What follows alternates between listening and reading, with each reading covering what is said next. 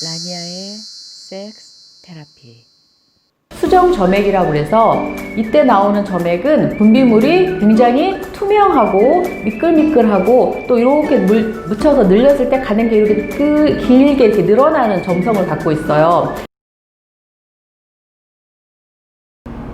안녕하세요. 세라피스트 라니아입니다.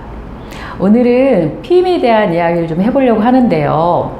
남녀가 관계를 갖기 전에 피임에 대해서 서로 허심탄회하게 이야기를 꺼내고 대화를 한다는 게 결코 쉬운 일은 아니죠. 우리가 분위기 있는 데이트를 즐기고 에로틱한 무드는 조성할 수 있을 만정 막상 현실적으로 큰 문제인 그 임신에 대해서 어떤 얘기를 한다라는 게 남자 입장에서 좀 꺼내기도 좀 그렇고 여자 입장에서도 꺼내기도 그렇고, 그래서 서로 하겠지, 누군가 하겠지 이런 상태에서 하는 경우도 있고요. 아니면 그냥 막 분위기에 휩쓸려서 그조차 생각 못하고 막 일을 치렀다가 나중에 오랜 기간 또 심적으로 그 다음 생일까지 여성들은 불안을 느끼는 그런 경우도 있는데, 사실 어떤 것보다도 피임에 대한 거를 좀 잘 마무리를 짓고서 관계를 가져야지만 오히려 그 관계 도중에도 집중할 수 있고 또 서로의 느낌에만 오로지 집중할 수 있게 되는 것 같아요. 피임이 참 중요한 부분이긴 한데 이거는 이제 미혼자든 기혼자든 마찬가지인 것 같아요. 근데 의외로 특별히 어떤 이렇게 피임을 하지 않고 그냥 지뢰 사정이라든지 안전한 날짜를 따져서 관계를 가지시는 분들도 많으시더라고요. 그래서 정확하게 우리가 임신이라는 게 언제가 되는지 그 날짜를 먼저 좀 생각을 해볼게요. 임신이 되려면 먼저 난소에서 난자가 배란이 돼야 되겠죠. 그러면 만약에 배란이 10일에 배란이 됐다 그러면은 이 배란이 된 후로 정확하게 14일 후에 생리가 시작을 하게 돼요. 그러면은 이 배란된 난자는 질에서 하루에서 이틀 정도 살 수가 있어요. 맥시멈 이틀을 산다고 가정을 했을 때 정자는 질 안에 들어가서 3일에서 5일 정도를 살 수가 있어요. 배란일을 기준으로 해서 배란일 앞으로 3일, 배란일 뒤로 2일이 임신할 수 있는 기간, 가임기라고 생각을 하시면 돼요. 그런데 요때랑이 가임기긴 하지만 생존율이 있기 때문에 정자가 들어가서 살 수 있는 생존 시간이 있기 때문에 여기에서 또 다시 앞으로 3일, 뒤로 2일의 가임 가능 기간을 두는 거예요. 그러면은 총 앞에서 6일, 뒤에서 4일 해서 10일 정도가 임신이 가능한 기간이 되겠죠.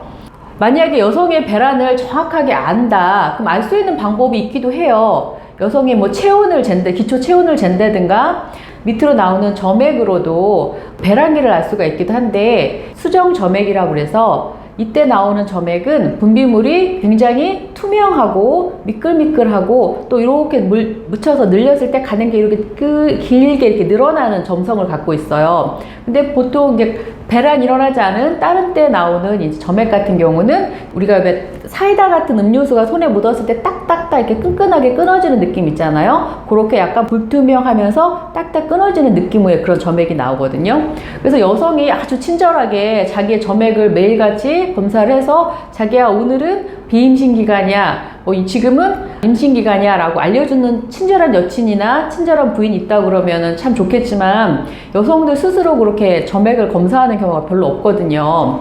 그러다 보니까 생리 주기가 정확해서 28일 주기든 30일 주기든 정확한 주기로 하기 때문에 배란일을 정확하게 아는 여성 같은 경우는 이렇게 배란일에 맞춰서 사정을 피한다든지 하면은 임신할 확률이 거의 없다고 보시면 돼요. 그런데 이런 경우는 극히 드물겠죠. 그리고 또 생리라는 게 컨디션이나 뭐 스트레스나 음식이나 이런 거 영향을 받기도 하거든요. 호르몬의 변화도 영향을 받기도 하고, 그래서 약간 좀 유동성이 있어요. 정확하게 배란일을 안다는 거는 사실 그렇게 쉬운 건 아닌 것 같아요. 그렇기 때문에 질외 사정을 한다든지 이렇게 배란일을 체크해서 피임 방법을 선택을 하는 거는 좀 위험 요소가 많은 것 같아요. 우리가 가장 일반적으로 할 수 있는 피임법에는 이제 두 가지 종류가 있는데, 영구적으로 할 수 있는 방법이 있고, 그 다음에 일회적이거나 일시적으로 할 수 있는 방법이 있어요. 그러니까 일회적이거나 일시적인 거는 남성들이 쓰는 이제 콘돔이 될 수 있고요. 그런데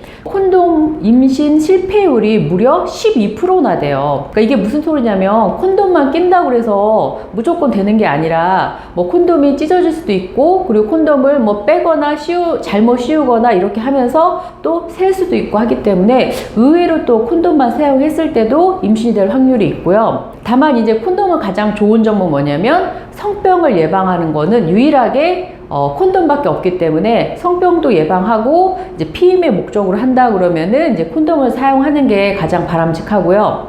그 다음에 이제 여성들이 이제 주로 사용할 수 있는 방법은 이제 먹는 경구 피임약이 있고요. 그 다음에 이제 팔에다 넣는 임플라논이라든지 자궁 안에다 삽입을 하는 미레나 같은 이제 장치들이 있을 거예요.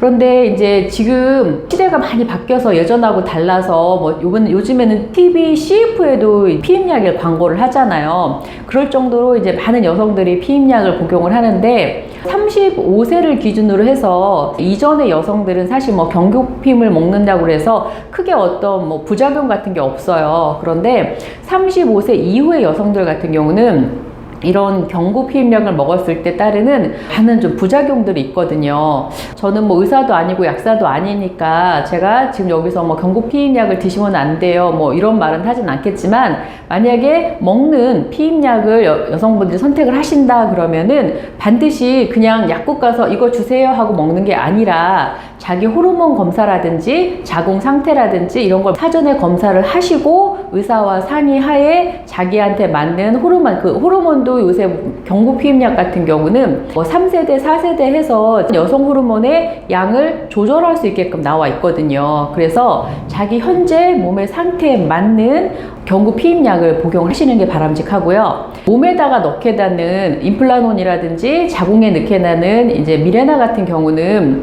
기간이 뭐 3년에서 5년까지 한 번만 넣게 되면 장기간 따로 먹지 않아도 되는 그런 간편함도 있는데, 한 가지 문제가 되는 거는, 그러니까 미혼 여성이 뭐 자궁에다 삽입장치를 넣는 거에 대한 거부감도 있을 거고, 이제 자궁 내에다가 이 삽입장치를 넣게 될 경우에는 자궁 안에다가 이렇게 T자 모양으로 장치를 삽입을 하게 돼 있거든요. 근데 그렇게 되면 나중에 이제 이 기구를 빼낼 때를 대비해서 이제 실이 바깥으로 살짝 나와 있어요. 그런데 이 나와 있는 실이 이제 자궁 섹스 같은 경우는 깊은 삽입을 할 때 남성의 페니스 끝에 약간 무슨 가시처럼 이렇게 느껴질 수가 있거든요. 그래서 뭐 깊은 삽입이라든지 좀 이 안에다 넣는 삽입하는 장치가 남성들한테 좀 불편함을 줄 수 있다라는 그런 점도 좀 있고요. 아무래도 이제 몸에다가 어떤 호르몬제를 넣는 거다 보니까 장점도 있지만 반드시 어떤 단점도, 나의 몸에 맞지 않는 단점도 있거든요. 이거는 반드시 병원에 가서 검사를 하신 후에 하시는 게 맞고요. 물론 이제 장치 삽입하는 것 자체가 이제 할 수는 없죠. 본인이 스스로 할 수는 없죠. 병원에 가서 하셔야 되는 게 맞고요. 그 다음에 이제 영구적인 피임 방법으로는 이제 정관 수술이라든지 이제 난관 수술이라든지 이런 게 있는데, 이 영구적이라는 건 사실 거의 뭐 99.9% 가까이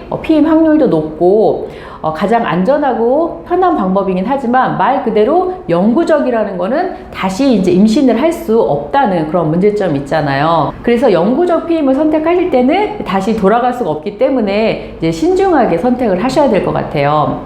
그리고 이제 피임이라는 거는 사실 어떤 책임을 분담하는, 그러니까 남녀가 똑같이 책임을 분담해야 되는 것도 있고, 그 다음에 종교적인 문제도 있거든요. 그래서 종교적으로 되고 안 되고를 먼저 또 상의를 하셔야 되고, 그 다음에 이제 비용적인 부분이 이제 미레나라든지 이런 것들은 뭐 한 30에서 50만 원 비용이 들어가기 때문에 비용적인 부담도 어느 한쪽에만 부담이 갖지 않게끔 또 해야 되는 부분도 있을 거고요. 그 다음에 이제 이거를 아까 말했듯이 이제 먹었을 때라든지 뭐 몸에 삽입을 했을 때 어떤 몸에 대한 안정성의 문제, 그리고 제일 중요한 건 성공률이겠죠. 얼마나 100%에 가깝게 성공을 할 수 있는지. 사실 우리가 생각해보고 따져야 할 부분이 많이 있거든요. 그래서 그냥 막연히 뭐 여자가 알아서 하겠지, 막연히 남자가 알아서 하겠지 하고 책임을 전가할 게 아니라 우리가 좀 더 성숙하게 관계를 이어나가기 위해서는 이런 부분에 대한 충분한 대화가 꼭 필요하다고 생각을 해요.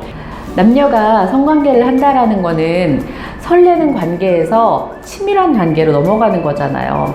그 친밀함에서 빠지지 말아야 될 게 바로 서로에 대한 신뢰, 책임, 믿음이라고 생각이 들어요. 말하기 좀 불편하긴 하지만 꼭 피임에 대해서 충분한 상의와 협의를 이루시길 바랄게요. 감사합니다.